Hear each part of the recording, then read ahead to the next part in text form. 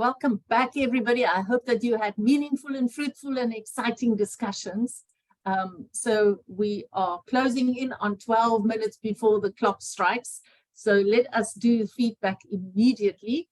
Let us start with group one. That was Amos, Charles, Sabine, etc. Who's going to speak to us on your behalf?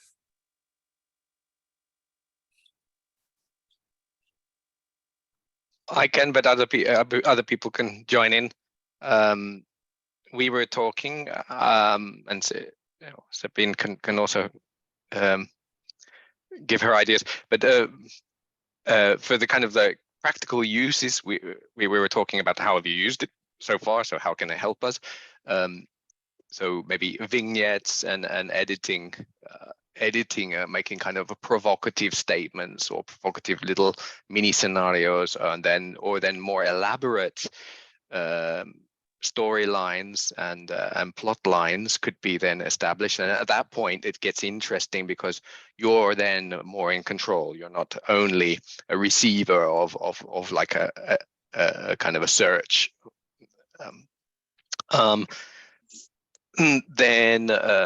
Yeah, and that follows this kind of like idea we were talking about, also the kind of being cautious about, like, are we being programmed by this, or are we the programmers? Are we kind of active, and do we have agency within this? And how would it be on a day-to-day use, like as a kind of a hybrid tool? Innovative uses possibly, like I have seen studies on helping people with cognitive problems, so disabled people or people with certain issues, and it aids them in their process, or it like compensates for something lacking in their cognitive processes. And it's interesting that this could be like accessed not only for experts, so you're kind of learning with the tool is learning, but we were asking, so why doesn't the chat GDP, whatever we can call it, why doesn't it remember? Why doesn't it have a memory of what we have done? Why doesn't it remember us?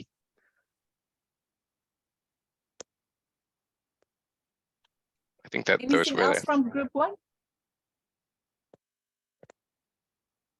Thank you. Thank you very much for that, Amos and group one. In group two, that was the smallest group in the end.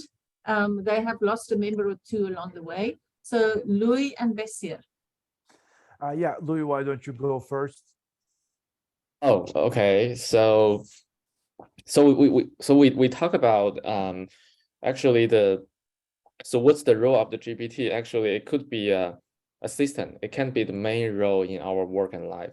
By which means it's more help us to simplify our repetitive work, to save our time, and also improve our productivity. And it indicates that we can shift our more energy and focus on the creative things, right? So that's part of it. And also we are also talk about, like, we are skeptic about if the ChatGPT has its own consciousness, or the memory, or the how to say, the invasion about the future, right? Because in our understanding, it's more about to reorganize the existing information and to cluster it and to present to us. It doesn't really generate new thoughts or new wisdom. So that's part. And also it doesn't have a emotion, right? It doesn't share the experience of our past, for example, the crisis, right, or the pleasure moment.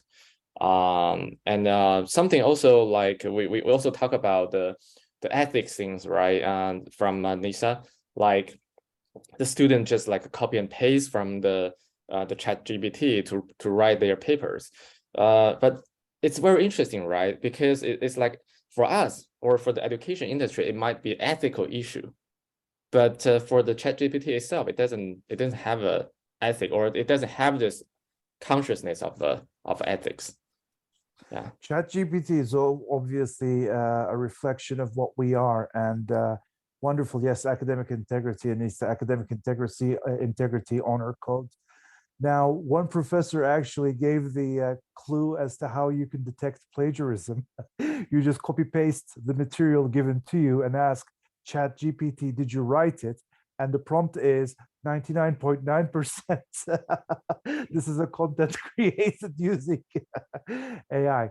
Now, I focused on the crisis, and I've experienced 9/11, and on that day, probably how would ChatGPT would have reacted, because an overwhelming and shocking situation and complete uncertainty, no data available. And Luis wonderfully brought the point of memory, and that the memory is forming. But then I just, because I'm on the spiritual side, consciousness. How conscious is it going to be? And I hate to use this word, but then perhaps over reliance on ChatGPT, would it lead to partial or slight mental retardation on our part, on our cognitive skills? And 80-20 principle, obviously, menial tasks, ChatGPT is good, but sometimes to be able to create the top 20%, you still have to do that 80% hard work. All the great chefs start out as dishwashers, so never neglect the value of those stuff. So came up. Thanks. Thank you very much, Group 2. Well done. And then Group 3 was Ashish, Levon, Stephen. Hi, everyone. I'll jump in and I'll begin. Probably welcome Levon and Stephen to add as well. So yeah, we only got to two questions, Doris. The first one was how can it help us? And when we started to look at it from the lens of who are the people we serve, and therefore how does it save our time and their time? And like Stephen was initially mentioning, his the tool Scholar C, which really looks at one or two documents at a time, but the idea was to see how it could be more effective by looking at much broader sets of data and summarizing it. And I know there is another site called Blinkit or something, which offers a similar condensing feature for books, nonfiction articles. So some of those things are on there, but we also realize that at least my experience, sifting through news or looking at the subtext of news is another feature, because ChatGPT could look at major trends in news and see how a certain report has been furnished. And what we've realized is what is spoken and the subtext are completely different. So why is a person actually funding a certain politician's campaign, or what they're saying is very different from what the subtext really is.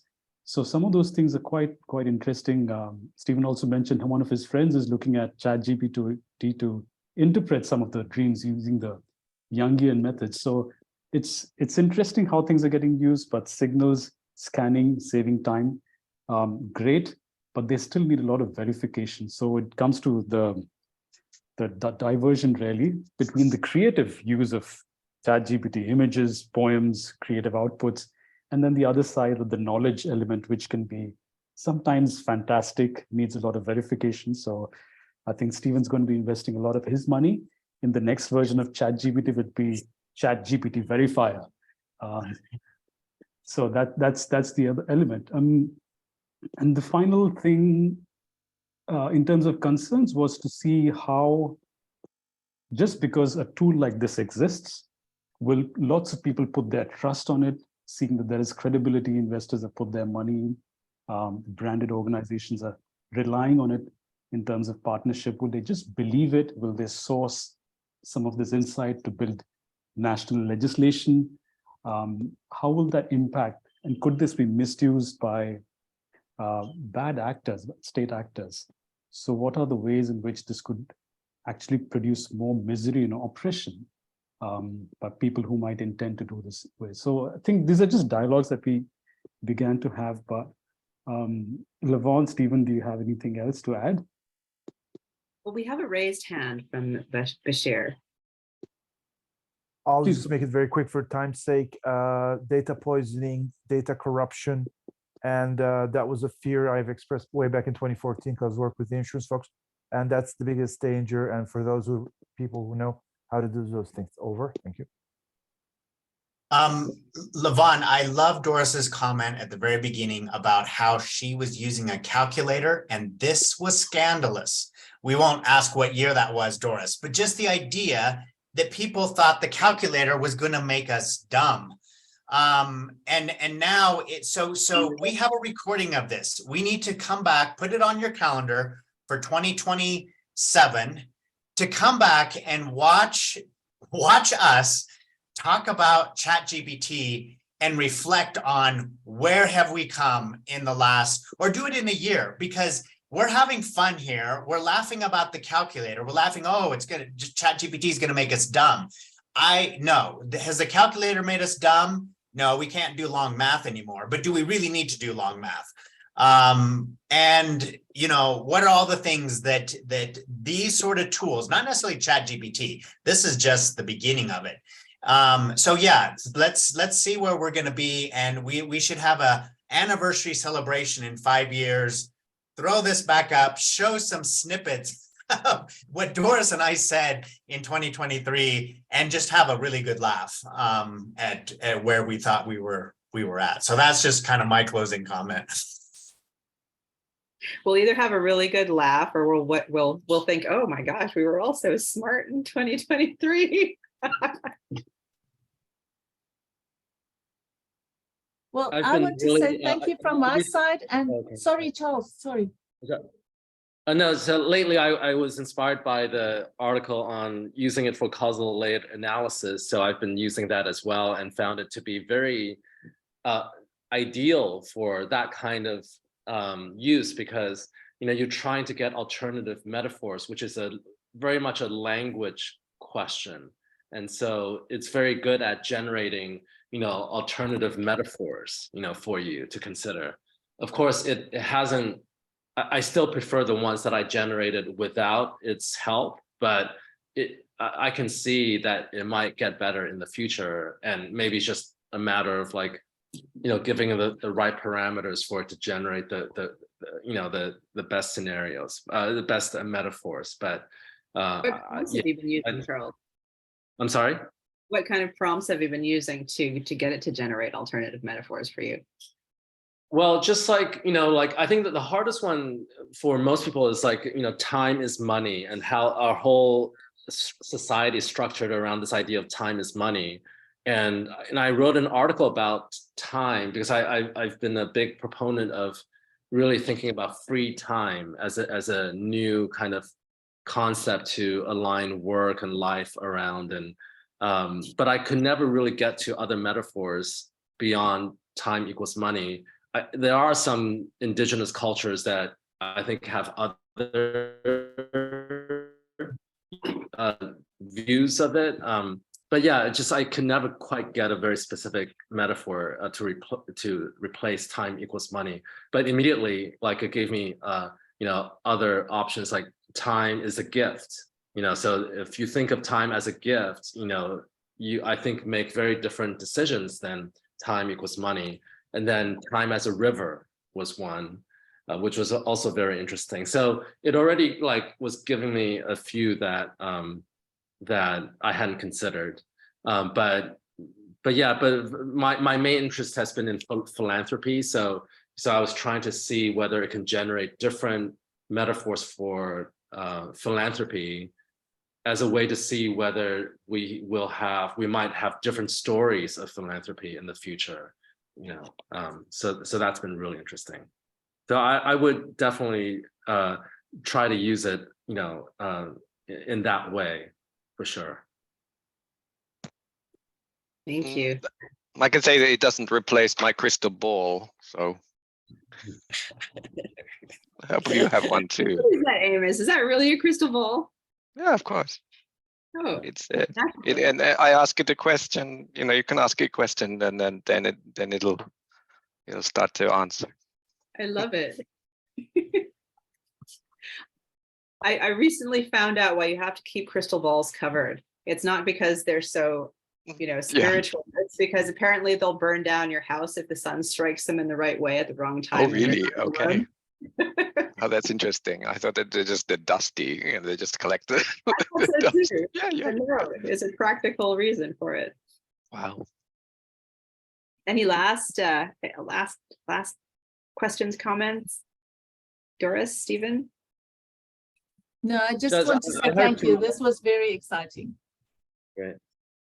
We didn't Yeah, talk I'd about the love to- uncanny valley. Go ahead.